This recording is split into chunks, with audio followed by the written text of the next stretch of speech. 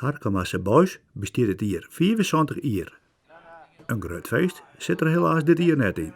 Dat is een hele mijlpaal, ja. En dan krijgt hij dat hier, kan het ook dus net grut vieren. Maar na december is het nog steeds hetzelfde hier. En dat we alle even losmaaien in de kantine, op het terras en in de normale omstandigheden, dan wordt het hier een grut feest.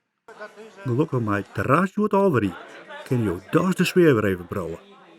Ja, ik denk dat we er echt volontair weten, dat de mensen weer even op een club komen kennen.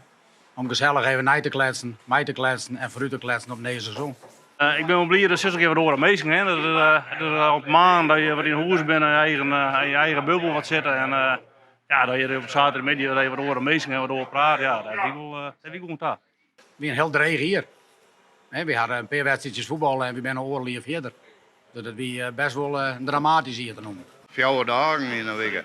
En hoe heet het? Nee, niks. Dan val je in gaat, hè. Je moet eindelijk weer een glaasje bier op een club. En ik denk dat dat ook heel belangrijk is. Want los van de voetballers en de spelende leden, zijn alle mensen daaromheen echt heel erg belangrijk. En die missen dit enorm. Nou, we gaan er 100% van uit dat we gewoon het nieuwe seizoen volledig wel los gaan. En het is sporten, het is boeten, dus het moet wel los. En ja, ik voetbal in Wit-Zontal. Bij Harkemasse Boys. De verwachting van volgend seizoen.